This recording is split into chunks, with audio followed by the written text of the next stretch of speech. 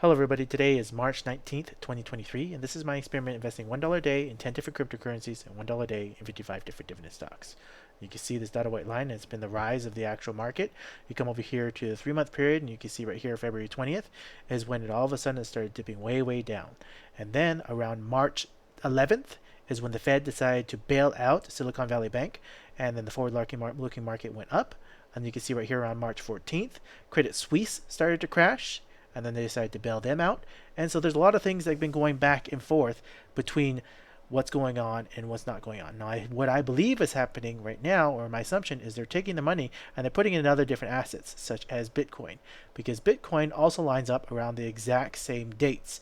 When they decided to crash, people started thinking, okay, the Fed's going to bail out, they're going to start printing free money, inflation's going to happen. All of a sudden, it dipped down a little bit more, and then Credit Suisse, they're going to bail it out, and then inflation started happening. And so a lot of people are thinking and forward looking that money is all of a sudden going to transition to other different places. Now, if we take a little history lesson here, we go just back only 2 years. We go back to 2020. We look at the pandemic. What happened and what was going on at that time? Well, what was happening is people were taking their money and they were cashing in all their assets. They were selling their stock. They were selling their cryptocurrencies. They were selling their gold. They were selling the silver. They were selling it all, and they're putting it into physical cash because they were afraid of what's going on. And then they put that money into the bank. And the banks, knowing them, they have an obligation to make money. So, for example, if it went down from $30 billion and all of a sudden that bank got $60 billion and they doubled all their money in cash, they took that money and they started buying treasury bonds. They started buying mortgage rate backs. They started buying safe assets that was only probably a 1.5% increase over a 10-year period. Well, what has changed here is the Fed, although it was at 0% interest rate back then, they increased the interest rate, and all of a sudden all that money that they put in those treasury bonds became way less. Now, normally that is the safe thing to do and they can just wait. But what happens is people start to take their money and pull it out and put it into other things, such as Bitcoin, such as gold, such as silver, such as other bonds or other things, or they start investing in a housing property. And when you take that money out and the bank doesn't have enough money in cash assets to give you that money, they are forced to sell their bonds or their mortgage rate backs at a loss. So instead of having 60 billion, they now have way less. And so that is what's happening, and that's what they call as a bank run. People run to the banks and take their money out. You don't have to physically run to the bank and take your money out. If you are spending your money on other things, that is the equivalent of the same thing of taking your money out of the bank and cashing it into other things. And so that's kind of what's been happening in the world to today. Now, back in 2008, during the housing market crash, and I'm going to talk about the average person here, because a lot of those videos you look online or your self-help books or other things, they're talking about the middle class and they're talking about the rich. But I believe there's more average people out there that just are not aware or not financially aware of what's going on in the world.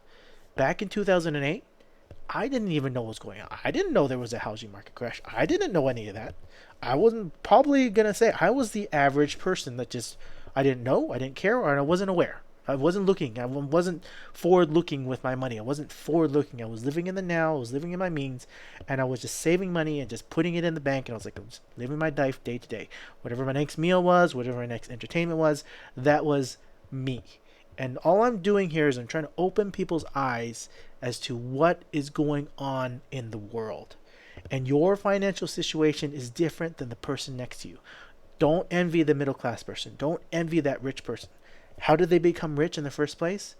They lived within their means and they invested their extra income into assets that could let them grow.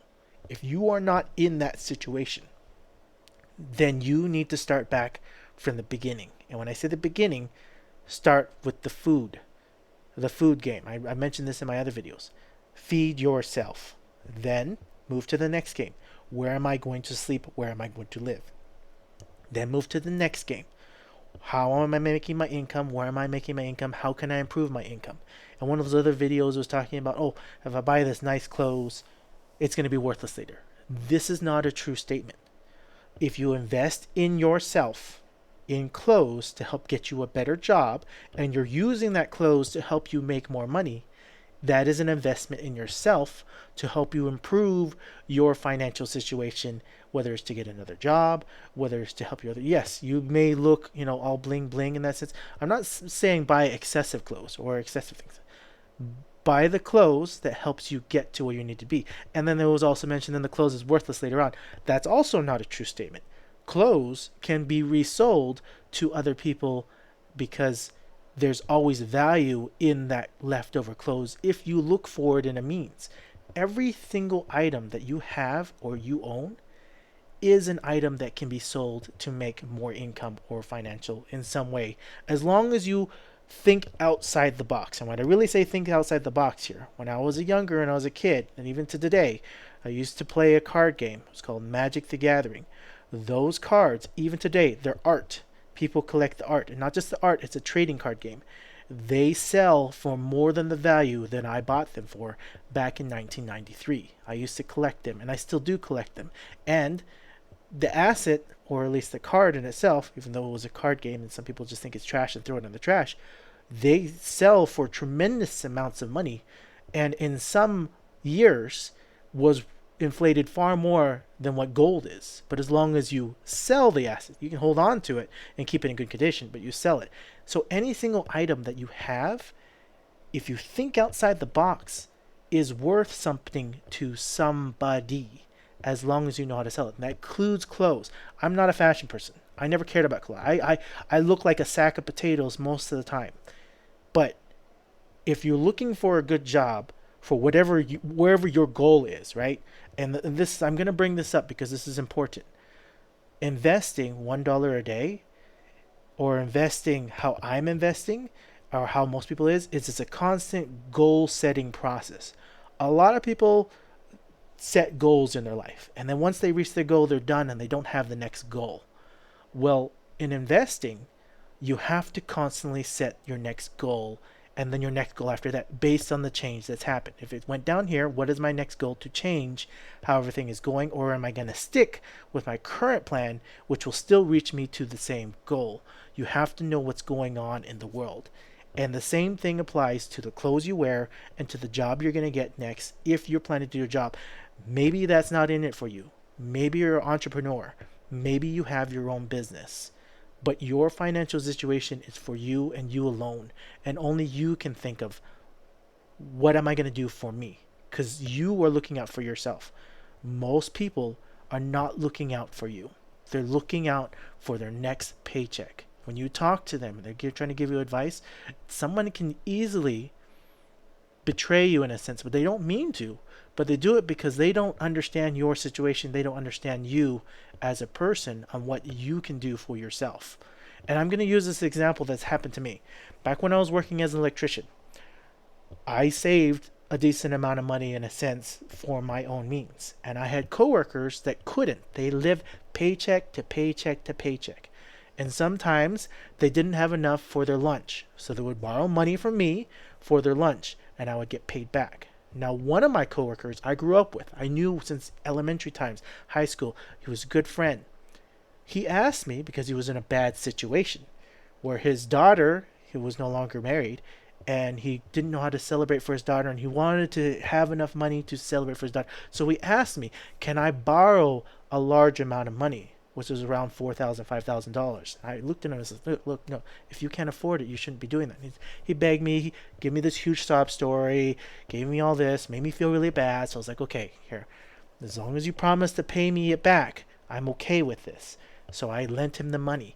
He got the money, he used it. I never saw any money back, even to today. The money is gone.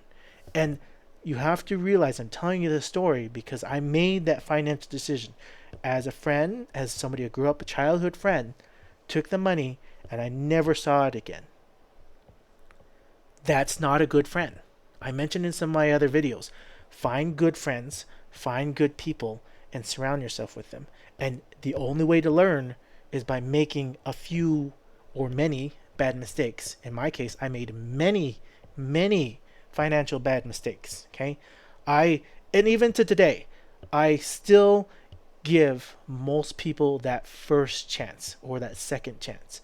But if you get hurt like how I got hurt, and the money just poof, it's gone. I needed that money. Like back in early 2000, I needed that money. Okay, and it was gone, and I never saw a cent of it ever again. It was gone and was forever gone, and I accept those losses, and I accept that as a learning lesson that there are good people, and there are people that want to use you, not on purpose or sometimes on purpose. And that fact that particular person, he did do it to me on purpose because he had many chances to pay me back because we were working for the same boss, the same company, and we could see what he was getting, and he wasn't ever even working to get the money back to me.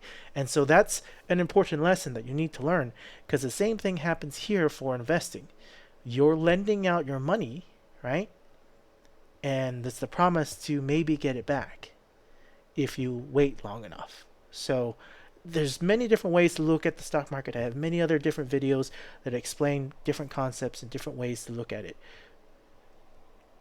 In my particular videos, how I'll be covering and different topics that we'll be talking about, so that you can look forward, is we'll be talking about stocks, we'll be talking about crypto, we'll be talking about gold, silver, copper, platinum, diamonds, I-bonds, foreign exchanges, gasoline, oil, real estate, rental properties, land for RV rentals, starting a new business, YouTube, Twitch, TikTok, hydro energy, fertilizer, dividend stocks, taxes, the world economy, banks, self-help, investing in yourself, motivational speeches, life stories from my own life story, and anything in between that can help you and motivate you so that you understand what's going on. And this is just my own story. I'm not here to tell you to invest in Bitcoin. I'm not here to tell you to invest in any of these things. Do not copy what you see here. What I want and what I'm trying to do is help people think for themselves, for their own financial situation, as I have already made many mistakes. And my current plan, as of right now, because I personally can financially afford it, is investing $1 a day in 10 different cryptocurrencies and $1 a day in 55 different dividend stocks. My plan has not changed. Regardless if Bitcoin all of a sudden starts shooting up, my plan hasn't changed. Now I have a backup plan to this plan, because I had planned that the market will go down 30 to 60% this year, if not more. It may even crash even way more. But when it does, I want to have enough buying power and physical power in there, as my secondary plan is to dump a little bit more money in to my research, my own personal research of what works for me and what I'm willing to take risks on my financial situation. And so that is where I am at. Everybody is at their own stage in their own stage of their life finances. So think outside the box, think of what's best for you. If you liked this content, please feel free to leave me a comment, smash the like button, don't forget to subscribe, and I'll catch you all in the next video and see what's happening next week and what the Fed is going to do. Thank you for being here. Have a nice day.